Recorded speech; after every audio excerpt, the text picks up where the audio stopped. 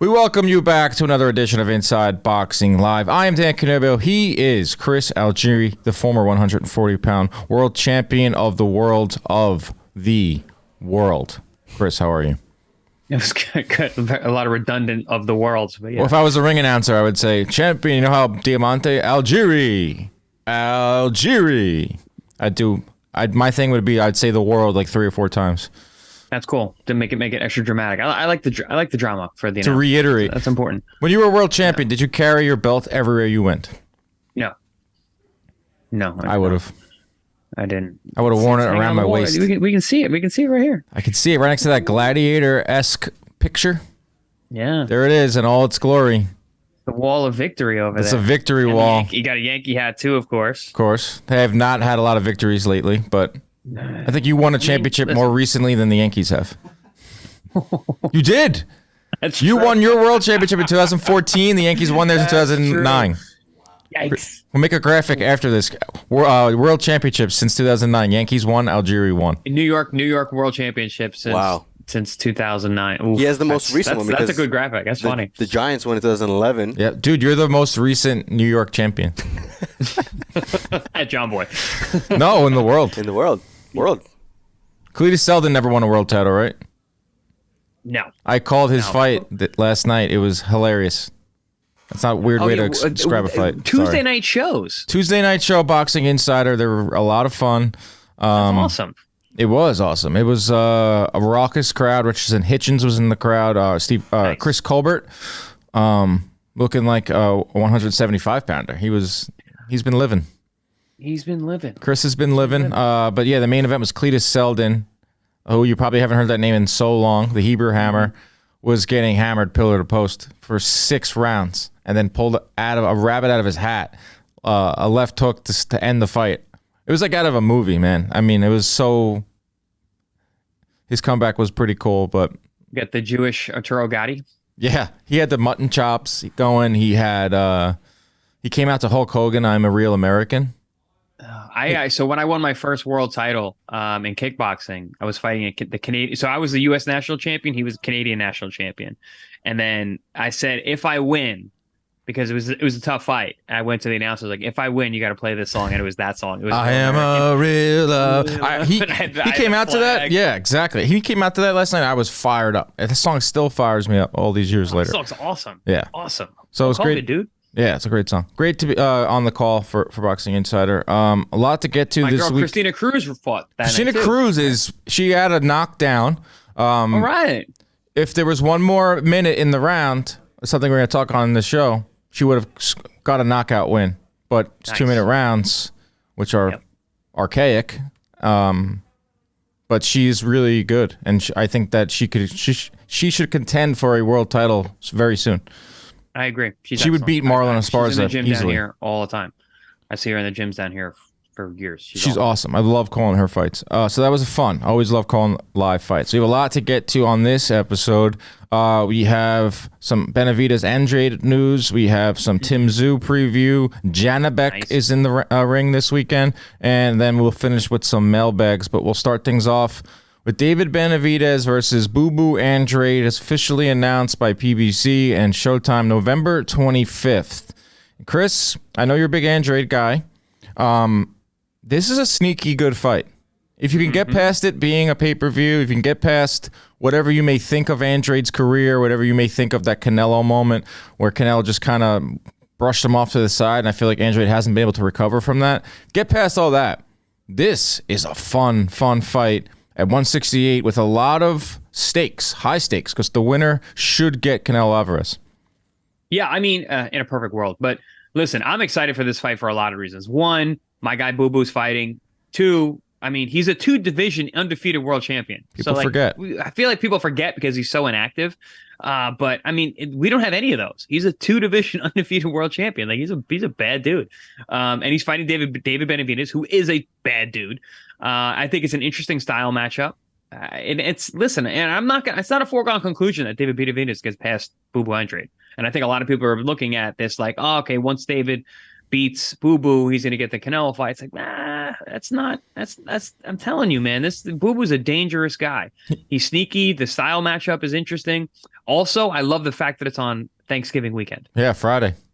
Right? Black Friday. Is it Friday? Is it Friday or Saturday? Sorry. Saturday, yeah. All Saturday those days blend together. Which is why it's so great to have boxing. Like at that point, you're sick of your family anyway. You're sick of turkey sandwiches. Let's get some boxing on. Exactly. I think it's great. Yeah, and December I'm excited about 26th. December 26th, to jump to that, Inoue is fighting Tapales the day after Christmas. Okay. So we're getting some fights after the holidays, which is always great. Those will all should do pretty good numbers. I'm not really interested in the business side of it. I'm interested in the actual fight. You brought up how it's stylistically a fun fight. David Benavidez lands 39% of his total punches. That leads all of boxing. Demetrius Andrade only gets hit with 5.4 punches per round. That's number 1 in boxing. So we got the most accurate puncher versus one of the best defenders when it comes to punches landed on him per round. So that is fun. You throw in the fact that you got Canelo waiting in the wings, like you said, Chris. Like in an ideal world, the winner of this would get Canelo. I have some reservations on that. Will the PBC make Canelo Benavidez as the second fight of Canelo's deal, or do you think Canelo would say, "I'll fight Benavidez, but I want it as the third fight"? So Canelo would maybe fight. I know Adames threw his name out there. I would hate to see that. Canelo could potentially fight Jamal Charlo. Canelo could fight Morrell. Canelo could fight someone else. And then the third fight of Canelo's deal would be Benavidez maybe next September. Makes way more sense for Canelo's next date, Cinco de Mayo. Yes. So an all Mexican clash, David Benavidez, Canelo Alvarez, that just makes too much sense. It makes so much sense that it won't happen because that's how boxing works. Isn't the September date is the bigger Mexican holiday? That's the Mexican. If you want to get real technical about it. But like you're saying, though, like the stars are aligning for Benavidez Canelo to happen in May if Benavidez gets past Andrade. Honestly, though, regardless, even if Boo Boo beats Benavidez, I still think the Benavidez Canelo fight makes sense. Like it's just he's not going to fight Boo Boo. Canelo's not going to fight Boo Boo. He said, "I'll never fight him." Yeah, I think I believe that. Why does he? He has such a weird beef with him. Like, come on, man. He crashed your press conference, and at that point, Canelo could do no wrong. That was after that. What fight was it? It was one of his massive run in 2020 where he was just top of the world. Plant? No, I think it might have been before Plant. The whole get the fuck out of here, man. You're a terrible. Went a little too overboard, I felt like, on Andrade. Was it Yildirim? Could have been. I think he went a little too overboard. That makes sense. It was Miami.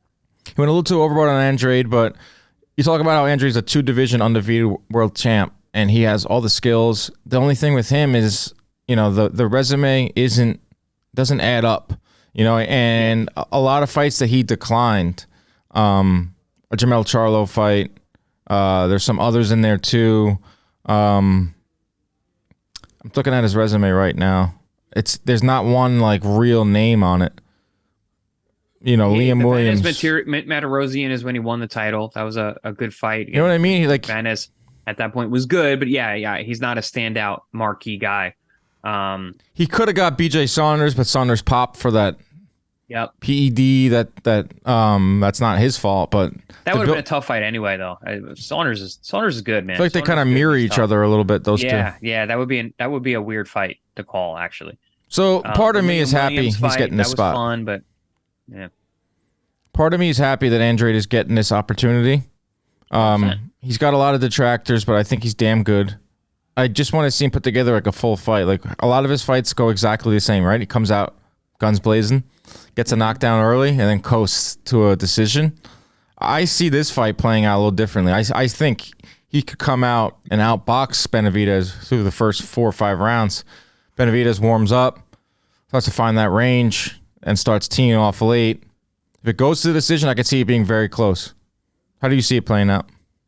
Well, I mean, Liam Williams was able to hurt Boo Boo late in the 9th. I think it was the 9th round with a right hand, or even later than that. But I'm curious to see at this age what Boo Boo really has left. Can he fight a full 12 rounds? Can he stem the tide of David Benavidez? Dude, Benavidez is busy, man. He puts a lot of pressure. He's really big. So you got this big body in the ring who controls the pace, and he sets the pace. So my question is can Boo Boo, with his inactivity, with his age, keep up for 12 rounds? That's I think the real question. Skill-wise, yes, the guy can do it. Even power. But Demetrius is a very strong guy. He can punch. He drops almost everybody in the first 2 rounds of a fight. And like you said, then coast. But he's got such good boxing skill. He's very aware of that stat you mentioned, the amount of punch connects that he takes around. Doesn't like getting hit. And it's he decides that he doesn't want to get hit. And that's why he fights a lot of the way that he does. But with Benavidez, you're not going to have a choice. Yeah. You're not going to be able to coast with that guy. His pace is too strong. So this is a very interesting matchup. And I think Benavidez is going to cause Boo Boo to fight more than he really wants to. And I think we're going to see some really good action. Yeah, I think the latter half of the fight will be good action. Benavidez always finds a way to get to his guy, like most accurate overall puncher. Great jab. Great really jab. Everything. He's always coming into form, Benavidez. He's becoming he's been on the circuit for so long. We forget that he's only 25 years old. And he's really coming into his own now. He's getting his own main events. He was coming off that big Caleb Plant win. He could have sat around and waited. Huge. It's huge. Could have sat around and waited for a Canelo fight, but he's taking on a really tricky southpaw. So I'm tipping my cap to both these guys. I think it's very rare in the boxing world. That's November 25th. Showtime. It could be the final Showtime pay-per-view. They are flirting with a December pay-per-view. And I saw this rumor, and I was like, oh, man, I hope they don't do this. It's like a Floyd Mayweather exhibition. Danny Garcia and Keith Thurman in separate bouts for December. I think it was supposed to be the date that Spence Crawford was originally, the rematch was supposed to be sometime in December. That's clearly not happening. So there's a December pay-per-view on Showtime on the schedule. Just don't know what it is. And if it's a Mayweather... I don't care for that Mayweather. Come on, that's a hard sell. I mean, that's a really hard sell. Had such a great year, Garcia Showtime. Thurman's fun. But they're not fighting each other. Oh, it's separate bouts. Separate bouts. Oh, stop. It could be Danny Garcia versus Lara at 155 for a middleweight title. Why at 55? So it's 1 pound over 54, so it's technically middleweight. It would be a middleweight title? Yeah, secondary title. What does nonsense? Every line gets worse and worse of that. But Benavidez-Andrade, I'm excited for it. It's the Saturday after Thanksgiving. I think it will do well or decent enough. Before we get to our quick hitters, Chris, crazy schedule can make it easy to fall back into your dinner time recipe. Rut. I didn't say that right. Keep mealtime exciting. With over 40 recipes to choose from every week, so there's always something delicious to discover with HelloFresh. This is my favorite partner on Inside Boxing Live because I think it's the best deal. With so many in-season ingredients, you'll taste all the freshness of fall in every bite of HelloFresh's chef-crafted recipes. Produce travels from the farm to your door for peak ripeness that you can taste, even though the fall can feel jam-packed. And I'm feeling a little jam-packed because you're feeling a little relaxed being home. I'm feeling a little run down. And when I get home, I'm just throwing that HelloFresh. It's at my door and it's waiting. So I love that. 15-minute meals. That's less time than it takes to get the delivery. And with everything pre-proportioned and delivered right to your door every week, it's really a no-brainer. We all know HelloFresh takes the hassle out of mealtime, but did you know it can also save you money? That's a big thing. HelloFresh is cheaper than grocery shopping by 25%, and it's more food. That means less stress in your day and more money back into your pocket. I love HelloFresh. We've talked about this on the show. You love it too. You fancy yourself as a cook. I see your brisket. I see your steaks. I see your... What is that toast that you make in the morning with the berries loaded all over it? Usually it's goat cheese and berries with Himalayan pink sea salt and olive oil. Dude, I had a Starbucks egg sandwich this morning.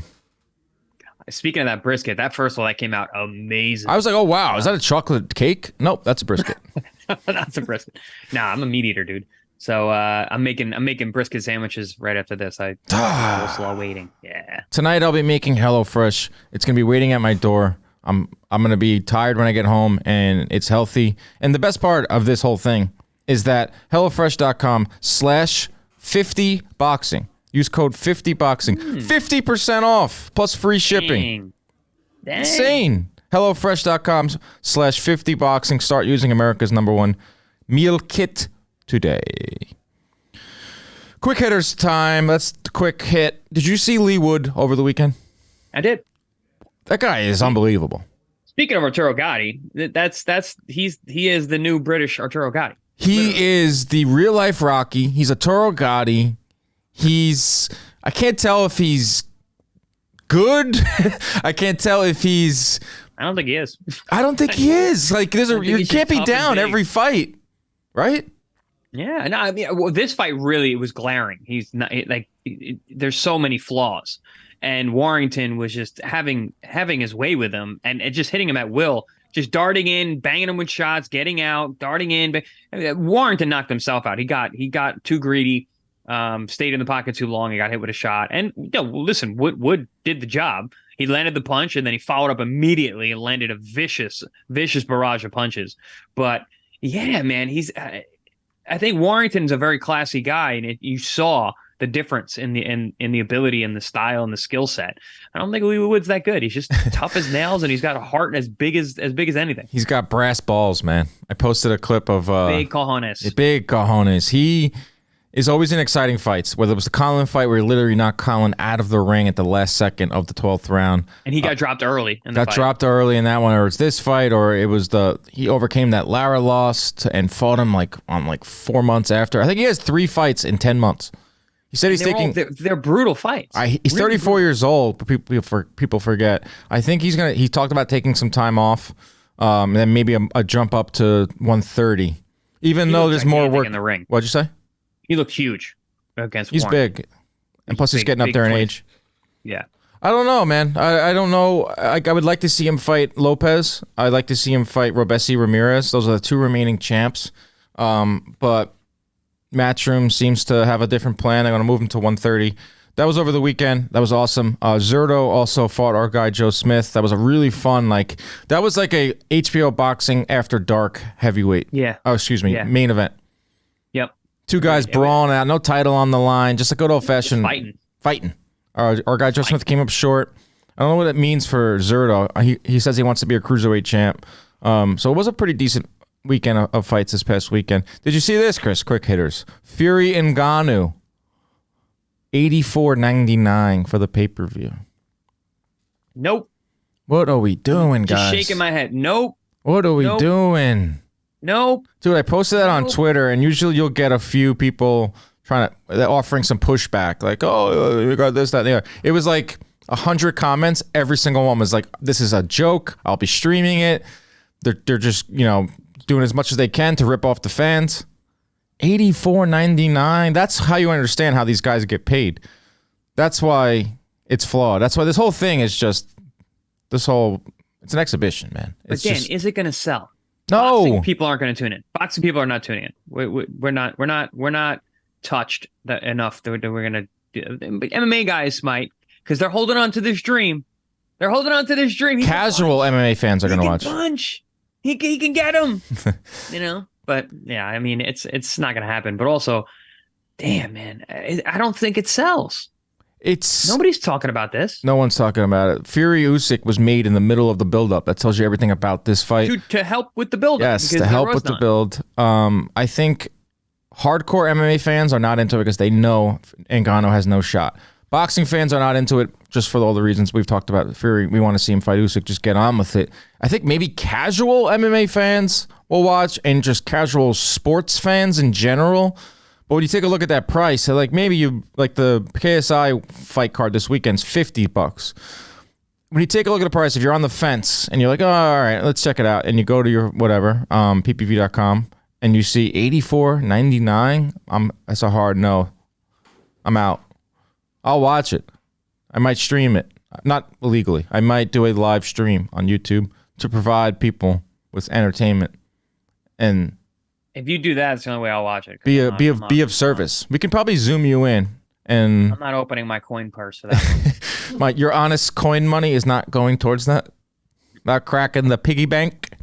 Chris, do you care about Logan Paul versus Dylan Dennis this weekend? I didn't even know it was this weekend. So now you do. There's your answer right there. Do I care? Not at all. Prime card. Who is Dylan? Dylan Dennis? What is a Dylan Dennis? Have you not seen? Talker. Have you not seen? Talker. what he's been doing to Logan Paul? The fiance thing? Yes. I have seen that. Yes. Logan Paul is suing Dylan Dennis. How do you feel about a fighter suing each other? What a wussy. Logan Paul is bringing up, he's like, dude, you committed federal crimes. I've never heard that trash talk.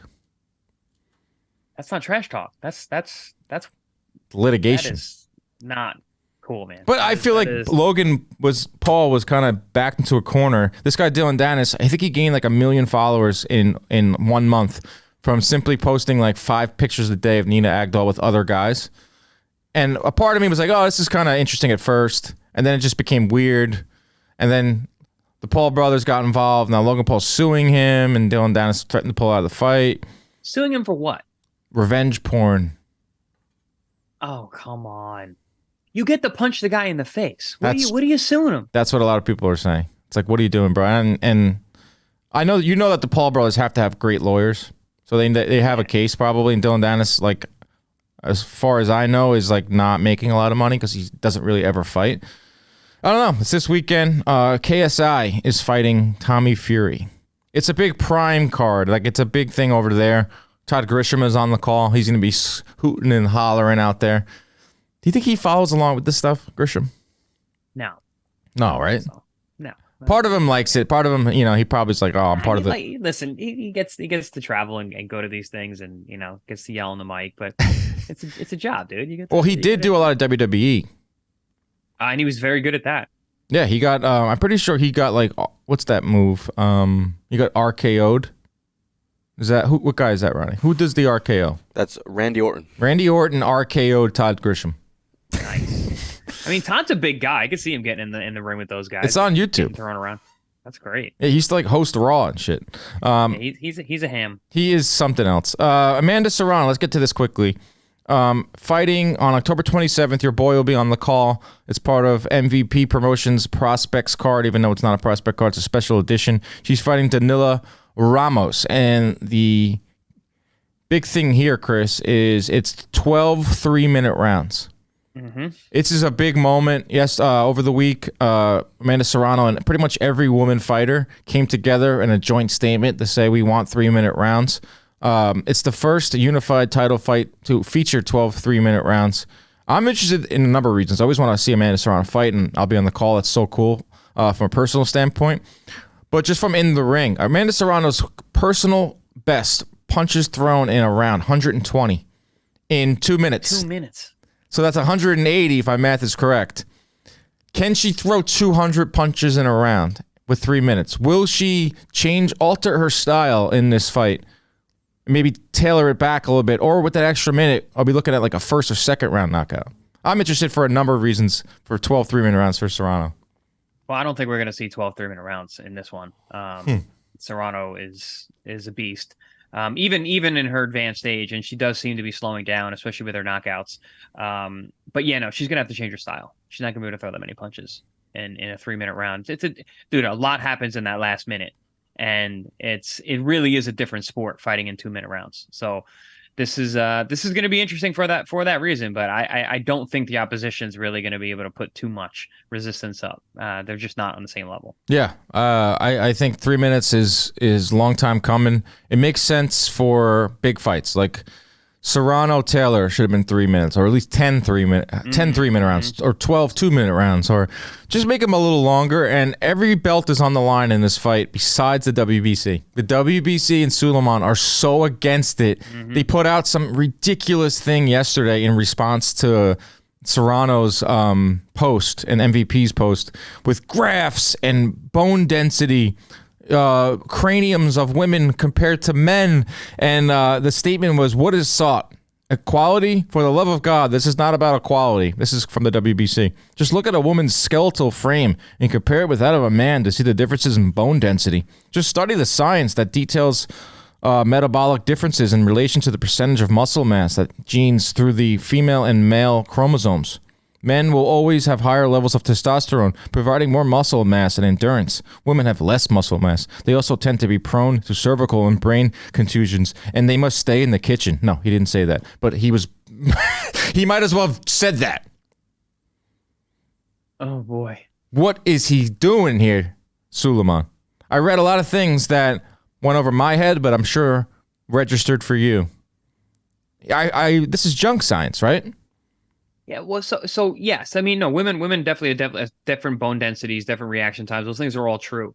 But they're fighting other women. It's not like they're fighting men. So it's like, so if they get in 3 minutes, the women they're not producing as much force. I understand the safety issue, the safety concern, with adding an extra minute and making the fights longer, because a lot of times women don't have the power to knock each other out. So you're going to get longer fights where they're drawn out punishment. So there's that argument. I understand that argument. But then there's the other argument. It's like, well, no, if they got that extra minute, the fights will get stopped and they won't necessarily be as long, and women will get more stoppages before, you get a drawn out 10-round or a 12-round beating. But we don't really know. This is all hypothetical. We got to see it. So here we are. We're going to see it. We are going to see it. Yeah, so a lot of junk science from the WBC. Lou DiBella, who I love dearly, crazy man, has been a champion for women's boxing for a while. And, we've gotten into some arguments publicly on Twitter and on past shows where, from an entertainment standpoint, he's looking at it from an executive standpoint. It's the guy that created Boxing After Dark. Some women's fights should be 20 minutes. Because it's entertainment, right? Some fights are just not exciting. It could be the case. There's a lot of men's fights I want to see be 20 minutes long. Mm-hmm.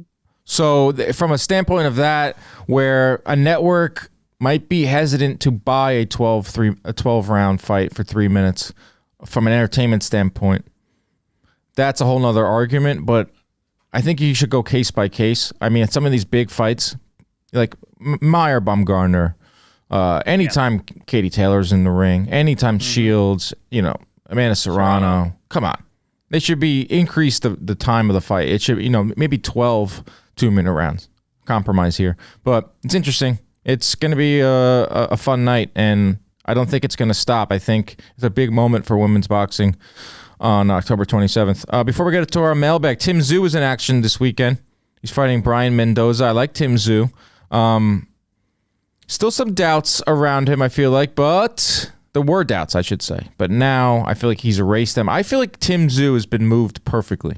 Perfect development. I think he is so been ready to fight a Jermell Charlo. But this weekend he fights Brian Mendoza, who stunned Sebastian Fundora earlier this year. Fun fight on regular Showtime. Tim Tszyu, Brian Mendoza.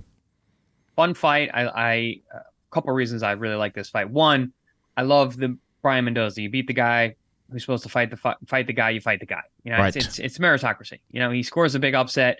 He gets the opportunity. He gets it. I love it. That's how I got my world title. It still happens in boxing. That's great to see.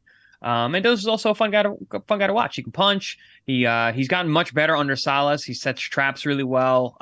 He's in there. He gets hit. And Tim Tszyu, I am very high on. I think he is excellent. He's fundamentally very sound. He's mean. He's mean. He's looking for knockouts. Got a killer right hand. He really throws it, sets it up. His defense is pretty good. He's got a nice in and out and pull. He's got his dad move where he pulls straight back, and he's good. I like Tim Tszyu. I think he's going to be around for a while. I think he's going to be a champion for a while. Good matchup, good fight. Yeah, I think this fight sets up the Charlo fight once and for all. Doesn't matter if it's for undisputed. Tim Tszyu is no longer the WBO. Oh, excuse me. Charlo is no longer the WBO champion. He got stripped, and now Tszyu's the WBO champion. Now, I think it's the IBF that's trying to take away Charlo's other belt, have him fight a guy that's been waiting in the wings for a long time. It's been taking step-away fees. It doesn't matter. I think Jermell Charlo versus Tim Tszyu is the next fight for both guys. For Charlo, it could help restore his reputation, help restore his career. For Tszyu, it's the marquee win he's been looking for. These two have been talking trash for weeks, years. So that right there is a reason to tune in. I think it could set up a big fight between Charlo and Tszyu. Janibek versus Gualtieri is this weekend. Paulie Walnuts, Gualtieri. Don't know who Gualtieri is. I got to do some homework on that one. Yeah, man. That's over on Top Rank. Keyshawn Davis, Richard Torres in action. A lot of good. It's like a typical Top Rank card with a lot of prospects on the undercard. So, I'll tune in early. A main event with Janibek. It's a unification bout. I didn't even know Gualtieri was a champ. I know. Gualtieri won one of the titles from Falco. Falco went over to Germany, Bro. and Gualtieri beat him. What is going on in the middleweight division? Not much. It's a barren wasteland. You got a guy like Gualtieri, who is an Italian in Germany, who is a world champion, and Sergio Martinez might emerge. Yeah, he might he's like top 5 in the WBA. Yeah, that's crazy. All right, mailbag time. Let's go. Open up the mailbag. Mailbag. Two Beers podcast. Based on where every fighter currently is, which weight class would you have the best Super 6 series, and who would you favor to win? I got mine. Should I go first? What you think? I think 140 is the logical answer here. Haney, Prograis, Teofimo, Ryan, Garcia, Matias, Jack Catterall, Russell, Hitchens, filling at that last spot. Yep. Who would emerge from that is interesting because each guy, you can make a case for Haney, even though he's never fought at the weight. You can make a case for Teofimo, I think is probably the most decorated at the weight. Matias is a monster. Prograis is a crafty vet. And he's already done that. He's been in the Super 6 and he made it to the finals. Prograis, right. We'll see. Well, 2 of these are going to be knocked off. We're getting a fight between Haney and Prograis in December, so we're going to figure that out. I think Teofimo. I'm feeling Teofimo today to win that Super 6. That's my guy. Yeah, I got him beaten. I got him beating everybody until Shakur comes up. So Teo's my guy. Shakur will be fighting November 16th against Edwin De Los Santos. Don't hate it. Don't hate that fight. I like that Don't fight. hate it. We just got to get through October. October's a little lean with these fights. They're not great week by week, but November and December, 8-week stretch in November, December is crazy. So we'll end the year strong. Check your head said, who has the best chance to both get a shot and beat Bud Crawford? And what is the tactical approach that could do it? That one I'm reserving for you, Chris Algieri. Chris doesn't see these questions beforehand. It depends where he goes. If he stays at 47, obviously it's going to be Jaron Ennis is got the best chance, but we haven't seen him deal with adversity. We haven't seen him at anywhere near that level. So there's way too many questions there. If he moves up, I like the Tim Tszyu fight. Tim Tszyu also, I don't think is ready for that level of fight, but is Tim Tszyu more ready for that fight than Boots Ennis? Yes. I agree. Yes. I think that win over Tony Harrison was really big. That showed a lot. He's dealt with adversity. He got dropped in the Gausha fight. And Terrell Gausha is a good fighter. And he ran into a right hand. He went down. He got up and went back to work. The Tony Harrison fight was a tough fight. It was a close fight, and then he pulled away and beat him down and stopped him. So, I think. Yeah, Tim Tszyu's been through more. He's seen the higher level of competition. He would be more prepared for that fight, but is it enough? I don't think so. How do you beat I don't think so. Crawford? There's no clear answer to that. No one's figured it out. The guy's an alien. The guy's probably retire undefeated. Very, very possible. Very possible. With big fights remaining, whether it's Canelo, whether it's Charlo, whether it's Tszyu. I hope he gets at least one more big money fight, which could be the Spence rematch. It could possibly be the Canelo fight, but I feel like that one's I feel like that ship has sailed. But I feel like it's on ice. It will come back. No ship ever sails in boxing. It's on ice. That fight's on ice right now, but it will. I think every Crawford fight from here on out is going to be huge. It's got to be. Because that's the only thing he deserves. Right. He's just got to that all-time great status. That's an interesting question from Check Your Head. We're moving on. This one's directed to you, Chris, from Perry. Hey, Chris. Hey, Perry. Okay. What are your thoughts on Teddy Atlas saying that Canelo is overrated and not great? Teddy voiced the same opinions about the great Manny Pacquiao as well. Just seems like he says anything controversial to get attention. Well, I would suggest you guys tune in to actually watch that full episode for the context of that conversation. He prefaced it very, very well. So it's not just that they're doing snippets to get people to react. You're blaming the media, the lamestream media. I'm blaming the media. Yes, you're part of the media. Yeah, absolutely. And I don't do that. I keep things in context. Listen, sometimes things happens. Whatever you do that. I clip shit. You mother. I know what works, man. 4 million, absolutely. 13 million views in Vegas, baby. You're a clickbaiter. I get stop. it. Come on, man. It's part of what this media world is. No, but yeah, you got to look at it in the context. I think he was a little rough with it. The episode that we did, where we all talked about that, I defended Canelo. and counteracted some of the points of Teddy. But Teddy made some good points too, and so did Paulie that day. So I would suggest everyone, if you're really that concerned about this, check out the full episode on ProBoxTV.com. Teddy is a little jaded by boxing.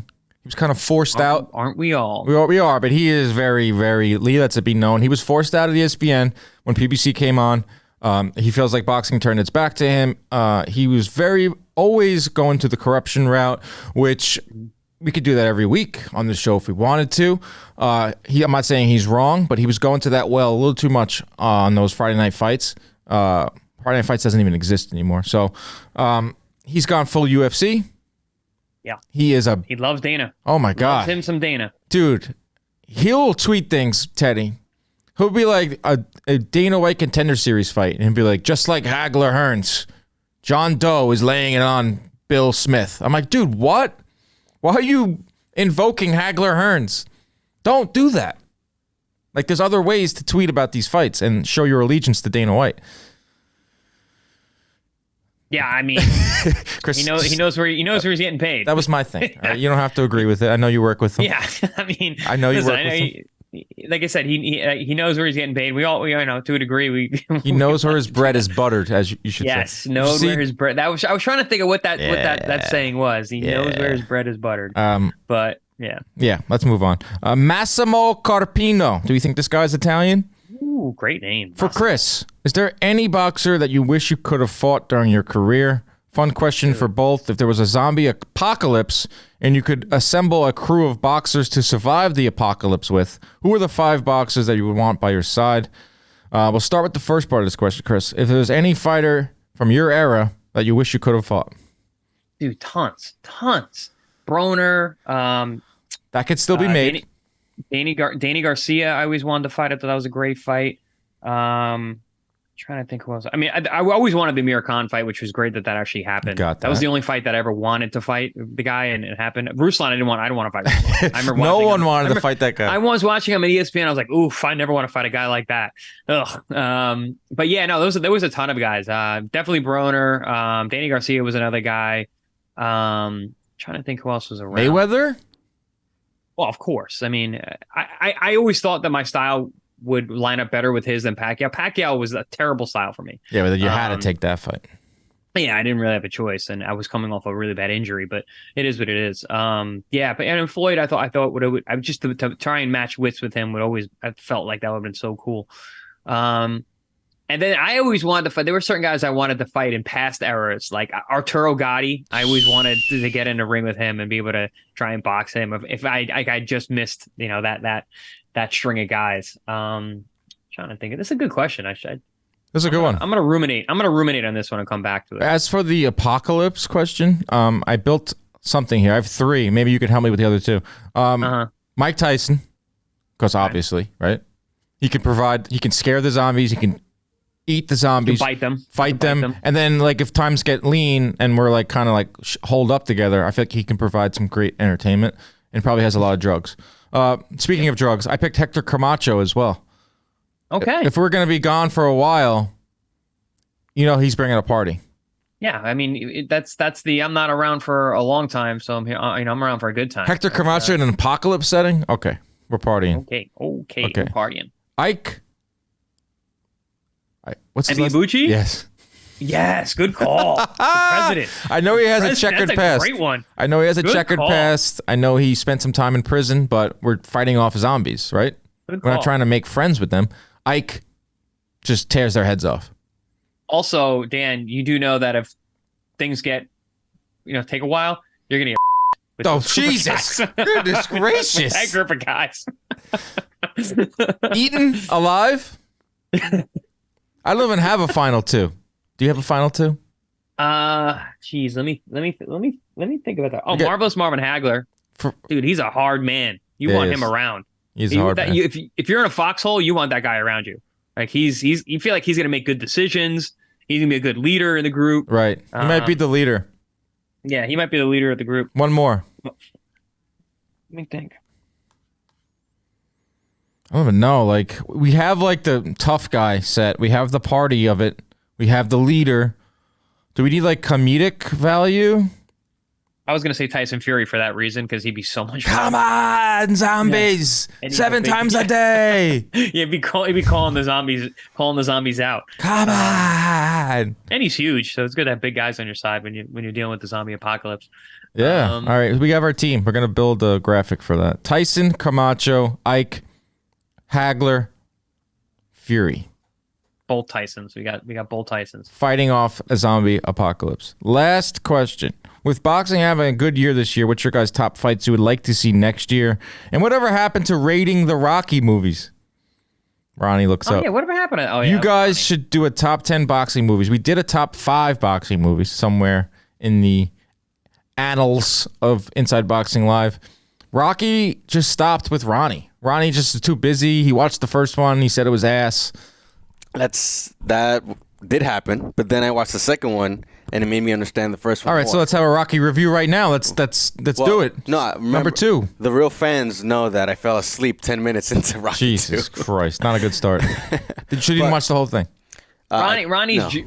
Ronnie's career arc has really risen sharply in the past year. So Not time for Rocky. I will give him that. But also, no, it's not that. Boxing's just been too hot. Ooh, That- nice save. Good answer. The Good answer. the segment just got pushed out by all the good boxing. That's true. So That not segment fair. was created out of desperation. yeah, Out of slow, yeah. The last time this year was very, very slow. That's a good point, Ronnie. And we have been nonstop. so Yeah. I mean, yeah, Better fights. So the answer to this is boxing's had such a good year. That's Yeah. the first part of this guy's statement was boxing having a good year. So there's your answer. yeah. Boxing has been too good that we don't have to do segments where Ronnie watches movies from 40 years ago. But I still want to do it. I still haven't seen 2, and then the Creed movies and all that. Dude, so 2 is good. 3, 4, they're all good. Dude, they're all good in their own way. we might need to bring it Okay. back. Right, I have to bring it. It's twofold. If we bring it back, it means boxing's sucking. I don't see that happening. October is kind of lean. Okay, Next week, next week watch the second Rocky. Okay. We'll pick it up it's on slow. Netflix. I'll It watch is. it too. I haven't seen it in a while. Second one's a good one. It is on You know what? Netflix. And I've been in a big movie mood too, so I'll watch Rocky 2 probably this week. All right, well, I've hold been it on to you. Halloween movies because it's Halloween Oh, time, yeah, so I'm watching man. horror movies yeah. every night. Any good ones, Ali? I feel like they're all been made already. Nah, lately, Saw 10 is out. Saw 10, heard that's good. Chris? I want to see that. I like the Saw movies. Never Those seen are, any those of are them. gnarly. No, there's a good movie. What's it called? It's about it's all subtitles though. Oh, I don't know how Takes to place in, like, read. ancient. I know that's a problem. Parasite? That was why I didn't bring it up. Parasite is. I saw that. That's the last movie I saw in the movie theater before COVID shut down Parasite's everything. good. Oh, Parasite was amazing. Won Oscars and shit. Yeah. That was scary and Yeah, thrilling. profound and like had like social economical ramifications. Holy shit! You End the said it, show on brother. that note. Cut.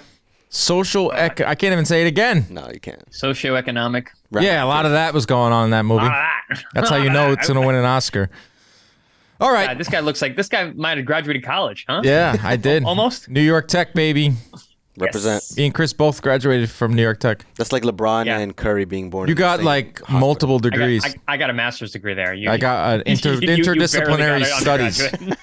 I went there after I went there after West Virginia's like you can't go to school here anymore, and my buddy was on the admissions board at New York Tech Yeah, and got me in. it's true. I was Virginia was like, okay, so you have aced all the partying. Yes. You have boy. you have failed everything else. You have 0.0 GPA. West Virginia. That's damn. insane. My last semester at West Virginia. You were 0.0. You were like LeBron James at parties. 0.0. But then I went on and got a scholarship from New York Tech.